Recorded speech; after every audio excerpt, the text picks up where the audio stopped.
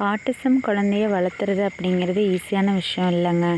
Autism குழந்தைங்களுக்கு மெயினாக sensory issues இருக்கிறதுனால ஒரு குழந்தைங்களும் ஒரு மாதிரி டிஃப்ரெண்ட்டாக பிஹேவ் பண்ணுவாங்க. சின்ன சின்ன விஷயத்துக்கெலாம் பெருசாக ரியாக்ட் பண்ணுவாங்க. அதனால் இந்த ஆட்டிசம் குழந்தைங்கள வீட்டில் செப்பரேட்டாக மதர் மெயின்டைன் பண்ணுறது அப்படிங்கிறது ஒரு பெரிய சேலஞ்சிங்கான டாஸ்க்கு. அதே மாதிரி ஃபேமிலிஸும் அதை புரிஞ்சிக்க மாட்டாங்க.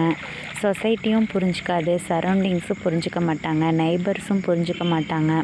ஆட்டிசத்தை பற்றின அவேர்னஸ் இல்லாததுனால அது ஒரு டெவலப்மெண்டல் டிலே. குழந்தைங்க பிறந்ததுக்கப்புறம் வளர்ச்சி அடையும் போது ஒரு டெவலப்மெண்ட் வராமல் போயிடுறது தான் ஆட்டிசம் அப்படிங்கிறத யாரும் தெரிஞ்சுக்காததுனால மதர் மேலே பழிய போடுவாங்க. ஸோ இந்த மாதிரி நிறையா சேலஞ்சஸ் ஃபேஸ் பண்ணி தான் நம்ம ஒரு ஆட்டிசம் குழந்தையையும் வளர்க்க வேண்டியிருக்கு.